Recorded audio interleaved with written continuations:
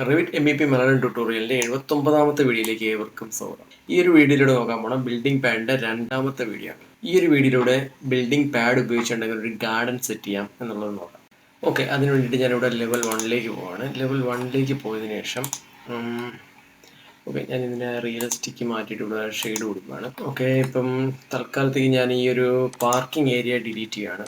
Okay, ഇവിടെ എനിക്കൊരു garden set ചെയ്യണം. അപ്പോൾ ഗാർഡൻ സെറ്റ് ചെയ്യാൻ വേണ്ടിയിട്ട് ഞാൻ ബിൽഡിംഗ് പാഡ് ഉപയോഗിച്ചിട്ടാണ് ഗാർഡൻ സെറ്റ് ചെയ്യാൻ പോകുന്നത്. അതിന് വേണ്ടിയിട്ട് ബിൽഡിംഗ് പാഡ് ഇവിടെ സെലക്ട് ചെയ്തു. അതിനുശേഷം ഞാനിവിടെ ലൈൻ ഉപയോഗിച്ചുകൊണ്ട് ഇതുപോലൊരു ബിൽഡിംഗ് പാഡ് ഡിസൈൻ ചെയ്തെടുത്തിട്ടുണ്ട്. ഇതിൻ്റെ ഗാർഡൻ്റെ ആവശ്യമായിട്ടാണ് ഞാൻ ഇത് ഡിസൈൻ ചെയ്തത്. അതിനുശേഷം ഇത് കംപ്ലീറ്റ് ചെയ്തു. ഓക്കെ, ഇവിടെ ഒരു ബിൽഡിംഗ് പാഡ് ഇവിടെ ക്രിയേറ്റ് ആയിട്ടുണ്ട്. ഞാൻ 3D വ്യൂയിലേക്ക് പോയി കഴിഞ്ഞാൽ ഇതുപോലെ ഇരിക്കും. ഇവിടെ ഒരു ബിൽഡിംഗ് പാഡ് ക്രിയേറ്റ് ആയിട്ടുണ്ട്. പക്ഷേ ഇവിടെ നോക്ക് പറയാം, ഈ ബിൽഡിംഗ് പാഡ് എന്ന് പറയുന്നത് നമ്മളെ ലെവൽ 1 താഴേക്കാണ് വരുന്നത്.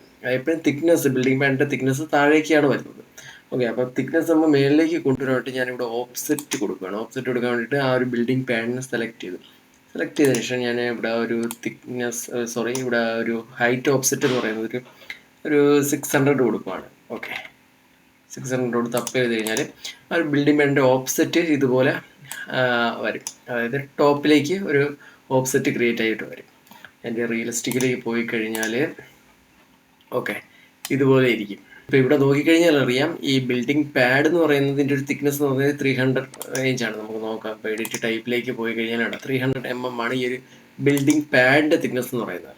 ഓക്കെ, ഈ ഒരു തിക്നെസ് നിന്ന് ഈ ഒരു ലെവൽ 1 വരെയുള്ള ഒരു ഓഫ്സെറ്റ് എന്ന് പറയുന്നത് 600 mm ആയിരിക്കും. ഓക്കെ, അപ്പോൾ അതായത് ഈ ബിൽഡിംഗ് പാഡിൻ്റെ തിക്നെസ് കഴിഞ്ഞിട്ട് ബാക്കിയുള്ള ഭാഗം എന്ന് പറയുന്നത് ഇവിടെ സാധാരണ ഒരു ഗ്യാപ്പാണ്. നമ്മളിപ്പോൾ ഒരു ഫ്ലോർ വരയ്ക്കുകയാണെങ്കിൽ ഇവിടെ ഒരു ഗ്യാപ്പ് ക്രിയേറ്റ് ആവും.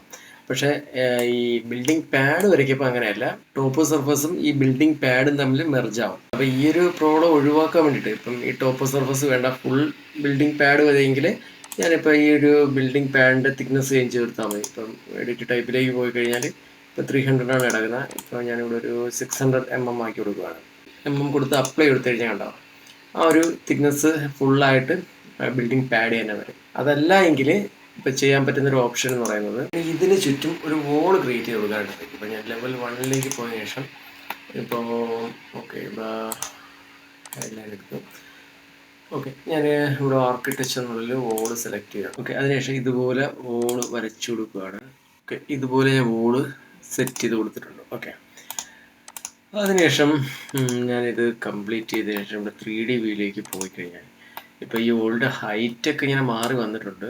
ഇവിടെ 600 കൊടുത്തു, അപ്ലൈ ചെയ്തപ്പോൾ ഇപ്പോൾ വോളെല്ലാം കൃത്യമായിട്ട് തന്നെ ഈ ബിൽഡിംഗ് പാഡിന് ഒരു ബോർഡർ പോലെ വന്നിട്ടുണ്ട്. എനിക്കിനി ഈ ബിൽഡിംഗ് പാഡിൻ്റെ മെറ്റീരിയൽ ഒന്ന് ചേഞ്ച് കൊടുക്കാം. അതിന് വേണ്ടിയിട്ട് ഞാൻ എഡിറ്റ് ടൈപ്പിലേക്ക് പോയതിനു ശേഷം ഇവിടെ മെറ്റീരിയൽ ഞാനൊരു പുതിയൊരു മെറ്റീരിയൽ ഇവിടെ ക്രിയേറ്റ് ചെയ്യാണ്. ഓക്കെ, അതിനുശേഷം ഞാൻ റീനെയിം കൊടുക്കുന്നു. എന്തെങ്കിലും ഒരു പേര് HH എന്നൊരു പേര് കൊടുത്തു. ഓക്കെ, പക്ഷേ അത് സെലക്ട് ചെയ്തതിനു ശേഷം ഞാൻ ഇവിടെ മെറ്റീരിയലിലേക്ക് പോവുകയാണ്. മെറ്റീരിയൽ അപ്പിയറൻസിനുള്ളിൽ ഇതൊക്കെ നമ്മൾ കൃത്യമായിട്ട് മുന്നേ നോക്കിയിട്ടുള്ള കാര്യങ്ങളാണ്. ഓക്കെ, ഇവിടെ ഞാൻ ഒരു ഗ്രാസ് പോലുള്ള എന്തെങ്കിലും ഈ ഒരു ഗ്രാസ് സെലക്ട് ചെയ്യാണ്. ഡബിൾ ക്ലിക്ക് കൊടുത്ത് അപ്പോഴേക്കും ഇവിടെ ഗ്രാസ് വന്നിട്ടുണ്ട്. ഓക്കെ കൊടുത്തു. ഇനി ഇവിടെ നോക്കിക്കഴിഞ്ഞാൽ ഒരു ഗ്രാസിൻ്റെ ഒരു ഗാർഡൻ ഇവിടെ സെറ്റായി വന്നിട്ടുണ്ട്. ഇനി ഞാൻ ഇതിലേക്ക് ഒരു ട്രീ കൊണ്ടുവരാൻ വേണ്ടിയിട്ട് ഇവിടെ മാനേജിങ് ആൻഡ് സൈഡിലേക്ക് പോയതിനു ശേഷം ഇവിടെ സൈറ്റ് കമ്പോണൻറ്റ് എന്ന് പറയുന്നൊരു ഓപ്ഷൻ ഉണ്ട്. അതെടുത്തതിന് ശേഷം ഇപ്പോൾ ലോഡ് ഫാമിലി എടുക്കാം, അല്ലെങ്കിൽ ഇപ്പം ഇവിടെ ട്രീ എന്തെങ്കിലും വന്നിട്ടുണ്ടെങ്കിൽ അതും ചൂസ് ചെയ്യാനായിട്ട് സാധിക്കും. ഓക്കെ, ഞാനിപ്പം ഈ ഒരു ട്രീ ഇവിടെ എടുക്കുകയാണ്. അതിനുശേഷം ജസ്റ്റ് ഇവിടെ കൊണ്ടുവന്ന് വയ്ക്കുകയാണ്. ഇത് വയ്ക്കാൻ വേണ്ട, ഇവിടെ ഒരു ട്രീ ഇവിടെ വന്നിട്ടുണ്ട്. ഓക്കെ, അതുപോലെ ഇവിടെ ഒരു ട്രീ വയ്ക്കുകയാണ്. അതുപോലെ ഇവിടെ ഒരു ട്രീ കൊടുക്കുകയാണ്. ഇവിടെ ഒരു ട്രീ കൊടുത്തു. ഓക്കെ, ഇവിടെ ഒരു ട്രീ കൊടുക്കുകയാണ്. ഇനി ഈ ഒരു ഗാർഡൻ സ്പേസിലാണെങ്കിൽ ഇരിക്കാൻ വേണ്ടിയിട്ടുള്ള ചെയറുകളൊക്കെ കൊണ്ടുവരാം. അതിന് വേണ്ടിയിട്ട് ആർക്കിടെക്ചറിലേക്ക് പോയതിനു ശേഷം ഇവിടെ കമ്പോണൻറ്റ് എന്ന് പറയുന്നൊരു ഓപ്ഷൻ ഉണ്ട്. അതെടുക്കണം. പ്ലേസ് കമ്പോണൻറ്റ് കൊടുത്തു. പ്ലേസ് കമ്പോണൻറ്റ് കൊടുത്തതിന് ശേഷം ഞാൻ ലോഡ് ഫാമിലിയിലേക്ക് പോയതിനു ശേഷം ഇവിടെ ലൈബ്രറീസ് എടുത്തു, ഇന്ത്യ എടുത്തു. ഓക്കെ, ഇന്ത്യക്കുള്ളിൽ ഇവിടെ ഫർണിച്ചർ ഉണ്ട്. ഓക്കെ, ഫർണിച്ചർ സെലക്ട് ചെയ്തു. ഫർണിച്ചർ ഇവിടെ ബെഡ്, സീറ്റിംഗ് എടുക്കുകയാണ്. ഓക്കെ, സീറ്റിങ്ങിൽ ഒരുപാട് ടൈപ്പ് ചെയറുകൾ ഇവിടെ കൊടുത്തിട്ടുണ്ട്. നമുക്ക് ഇഷ്ടമുള്ള സെലക്ട് ചെയ്യാനായിട്ട് സാധിക്കും. ഓക്കെ, ഇതെല്ലാം ഇൻറ്റീരിയർ ചെയറാണ്. ഓക്കെ, ഓക്കെ ഓക്കെ ഈ ഒരു ബെഞ്ച് ടൈപ്പ് ഞാൻ എടുത്തു. അതിനുശേഷം ജസ്റ്റ് ഇവിടെ എല്ലാ മരത്തിൻ്റെയും മൂട്ടിലാണ് ജസ്റ്റ് വയ്ക്കുക. ഇതുപോലെ നമുക്ക് ഗാർഡൻ സെറ്റ് ചെയ്തെടുക്കാനായിട്ടൊക്കെ സാധിക്കും. 3D വ്യൂ കഴിഞ്ഞാൽ ഇതിപ്പോൾ റിയലിസ്റ്റിക്കിൽ കിടക്കുന്നതാണ്. ഇതിന് ചുറ്റും കൊടുത്ത ഈ വോളിന് വേണമെങ്കിൽ നമുക്കൊരു പ്രത്യേകം ഒരു മെറ്റീരിയൽ കൊണ്ടുവരാം.